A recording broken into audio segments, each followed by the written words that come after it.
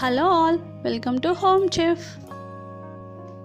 ఈరోజు మన ఛానల్లో వేడిగా చికెన్ పాప్కార్న్ని ఎలా తయారు చేయాలో తెలుసుకుందాం. దీనికోసం ముందుగా 200 గ్రామ్స్ బోన్లెస్ చికెన్ని తీసుకోవాలి. ఈ చికెన్ని ఇలా చిన్న పీసెస్గా కట్ చేసుకోవాలి. ఇలా కట్ చేసుకోవడం వల్ల మనకి ఇది వేగడానికి చాలా తక్కువ టైం పడుతుంది. ఇందులో ఒక 1/2 టేబుల్ స్పూన్ రెడ్ చిల్లీ ఫ్లేక్స్ని యాడ్ చేసుకోండి. ఇవి లేకపోతే కారంని కూడా యాడ్ చేసుకోవచ్చు. అలాగే ఒక 1/2 టేబుల్ స్పూన్ నల్ల మిరియాల పొడిని యాడ్ చేసుకోండి.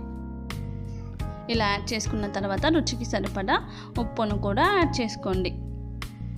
దీనితో పాటు ఒక 1/2 టేబుల్ స్పూన్ వెనిగర్ని, అలాగే ఒక 1/2 టేబుల్ స్పూన్ సోయా సాస్ని యాడ్ చేసుకోండి. ఇలా ఇవి యాడ్ చేసుకున్న తర్వాత ఒక ఎగ్ని కూడా యాడ్ చేసుకోండి. దీనితో పాటు ఒక టేబుల్ స్పూన్ కార్న్ఫ్లోర్ని కూడా యాడ్ చేసుకోండి.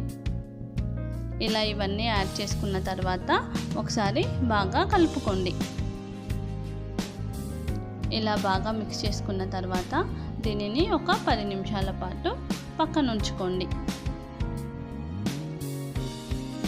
ఈలోపు ఒక ప్లేట్ తీసుకొని అందులో ఒక 1/2 కప్పు మైదా పిండిని యాడ్ చేసుకోండి. అలాగే ఒక 1/2 కప్పు బ్రెడ్ క్రమ్స్ని కూడా యాడ్ చేసుకోండి. దీనితో పాటు రుచికి సరిపడా ఉప్పు, అలాగే రుచికి సరిపడా కారంని యాడ్ చేసుకోండి.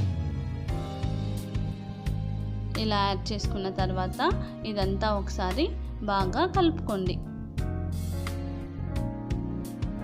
ఇలా కలుపుకున్న తర్వాత ముందుగా మనం మ్యారినేట్ చేసి పెట్టుకున్న చికెన్ పీసెస్ని ఈ ఫ్లోర్లో అద్దుకొని పెట్టుకోండి. ఇలా చేయడం వల్ల మన చికెన్ అనేది చాలా క్రంచీగా వస్తుంది. ఇలా డిప్ చేసుకోవాలి. ఇలా యాడ్ చేసుకున్న తర్వాత ఈ చికెన్ పీసెస్ని వేడి నూనెలో మీడియం ఫ్లేమ్ మీద ఎర్రగా కాల్చుకోవాలి. ఈ చికెన్ని మీడియం ఫ్లేమ్ మీద మాత్రమే కాల్చుకోవాలి, లేదంటే మనకి బయట క్రంచీగా ఉన్న లోపల చికెన్ అనేది ఉడికే ఛాన్సెస్ ఉండవు. సో దీనిని మీడియం ఫ్లేమ్ మీదనే బాగా ఎర్రగా అయ్యేంత వరకు కాల్చుకోవాలి.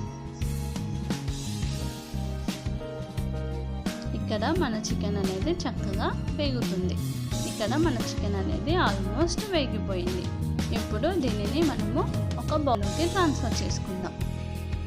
అంతే అండి, ఎంతో easy and tasty chicken popcorn ready అయిపోయినట్టే. ఇది బయటికి క్రంచీగాను, లోపల మన చికెన్ సాఫ్ట్గాను ఉంటుంది. మనం మీడియం ఫ్లేమ్ మీద పెట్టి కాల్చుకున్నాం కాబట్టి చికెన్ అనేది కూడా చాలా చక్కగా ఉడికిపోయి ఉంది. ఈ రెసిపీ కనుక మీకు నచ్చినట్లయితే please like, share, subscribe to my channel.